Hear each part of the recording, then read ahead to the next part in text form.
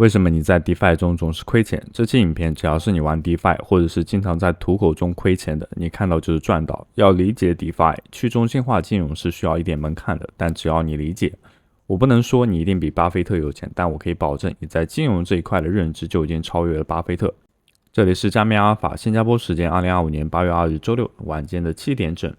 今天这期影片会分为2个部分，第一部分来搞清楚什么是 DeFi。听完之后的话，你可以在 DeFi 的世界里进行遨游。第二部分用一个案例告诉你为什么你在 DeFi 里赚不到钱。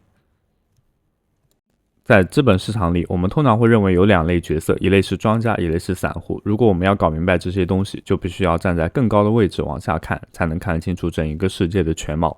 现在呢，我们是模拟庄家的角色来进入到这个市场当中。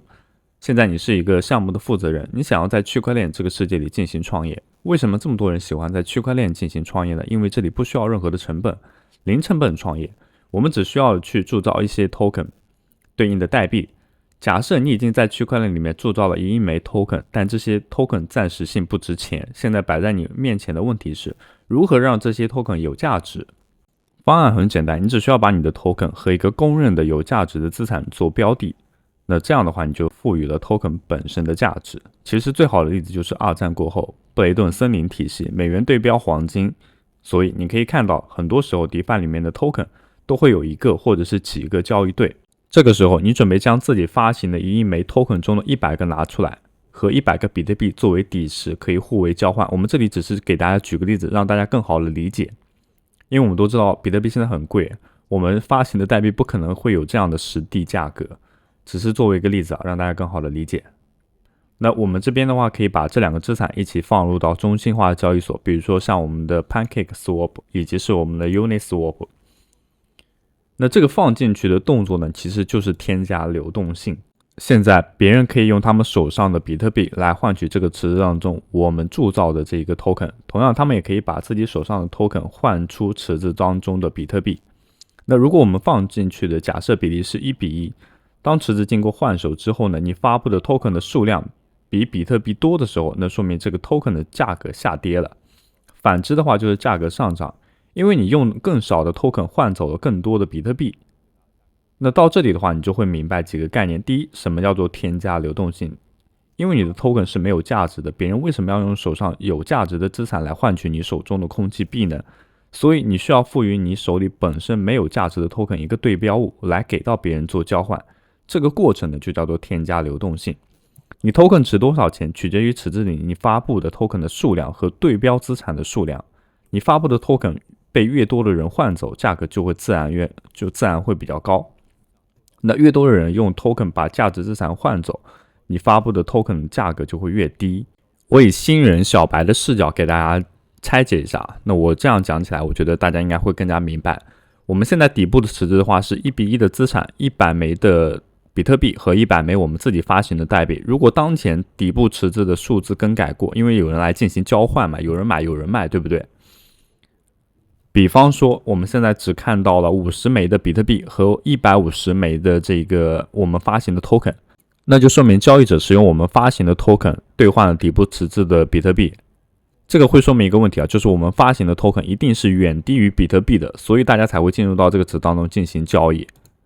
那我们再反之想一个问题，比如说现在比特币是有150颗，但是呢我们底部池子当中自己发行的代币仅有50颗了，那就说明交易者使用手上的比特币稳定资产有价值的资产兑换了我们发行的 token 这个代币。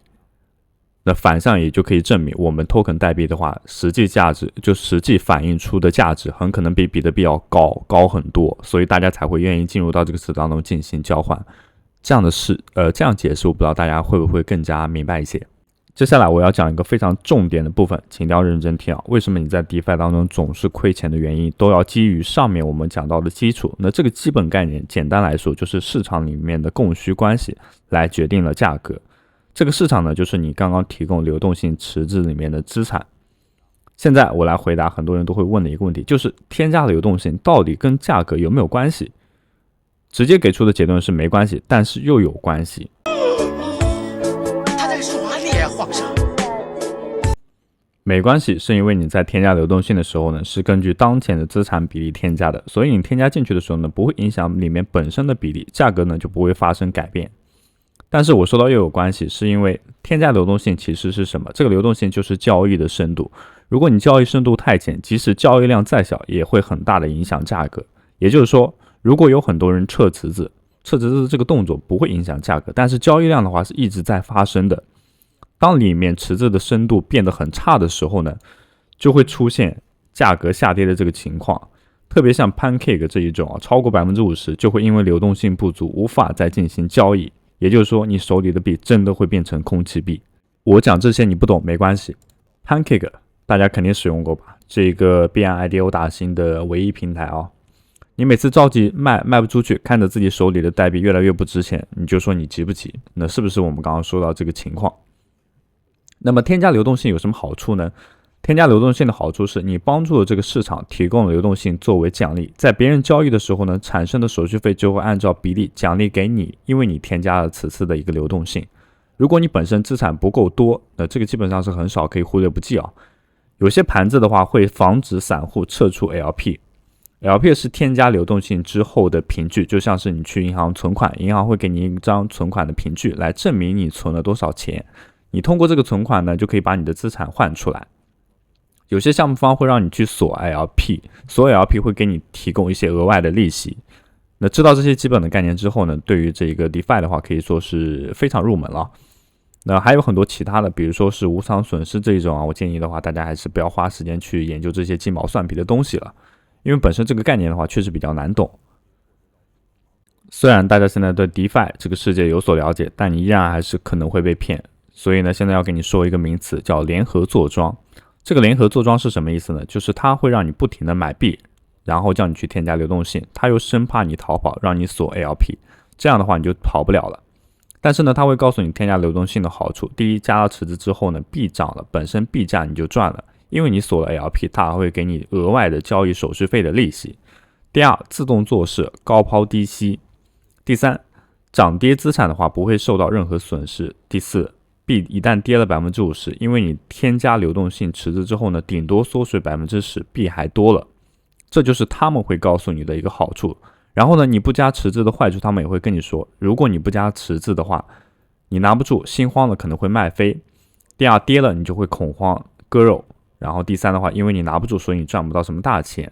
是不是听起来一堆废话？那意思就是说，你一定要加池子去给项目方添加流动性。如果你不加流动性池子的话，你就发不了财。只有你加了，币价涨了你就会赚钱，币价跌了你也不亏。那如果是你的话，你会不会选择跟他们去添加对应的 LP 呢？那我现在来告诉你，如果你们去跟他添加池子的后果，首先说一下添加池子的好处是，币价涨了你赚钱了，币价跌了你也不亏，因为你添加了流动性，自动做市商会帮你高抛低吸。但实际的情况是什么样的？我们刚刚说了，添加流动性就是给你的币赋值和增加交易的深度。但无论什么时候去添加，流动性都是1:1的。如果这个时候币价跌了，你流动性池子当中的 LP 取出来，那会是一个什么样的呢？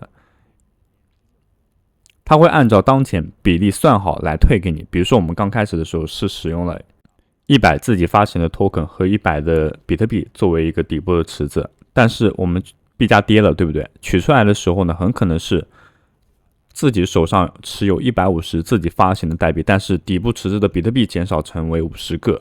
这个情况就说明我们发行的 token 代币一定是价格远低于比特币的。那虽然好像看起来总价值没有发生什么变化，但是我们的价值币减少了，就是我们比特币减少了。但是呢，我们发行的 token 的话，是因为价格下跌，所以呢，你会面临2个风险。那如果运气好的话，你是可以通过出售手上的 token 来换回一些比特币，但正常情况是，这个时候呢，池子的深度会很差，也就是说流动性会很差，你卖出的滑点很可能是 10%、20%、30%甚至更高。我举的这个例子的话，你继续可以参考一下币安 IDO。你在币安阿尔法打新之后，你去卖出的时候，当下的滑点，或者是我们接收正常阿尔法代币，你每天要扣15分去领取那个代币。你卖的时候呢，它是不是会给你标记一个滑点？你很可能 15% 都卖不出去，然后呢，你只能看到你手上的这个价格不断下跌，或者呢，你就调高滑点，你调高 30%、20%，那你卖出去的话，你实际接收的资产又肯定是会比它少的。那这是最常见的情况，可能甚至就是说，如果你换出来连一半都不到，更坏的情况是，如果池子被掏空了，你连卖都卖不出去，你手上就真的只有这些空气币了。虽然是你发行的，就真的只是空气币。所以呢，币价跌的话，你不亏，这完全就是胡扯了。你手上只会有更多不值钱的空气币，而你的价值币都已经被别人换走了。另一种情况是，如果币价涨的话就更蠢，你买它的话是因为它升值赚，所以你想低点买入，然后高点卖出赚钱。但是因为你添加了流动性之后，你取出来的时候呢，是按照当时的价格比例取出来的，你手上涨价的空气币已经被做市商全部换成了比特币，所以呢你也没有赚钱。尤其针对这些土狗项目，只要你去添加流动性，涨了和你没关系，跌了然后它就直接会归零。大家也知道 GMGN 上面的那些土狗币啊，基本上都是归零的结局了。所以呢，现在很多人玩 DeFi 都会亏钱。那为什么还会有这么多人执着于去添加对应的流动性呢？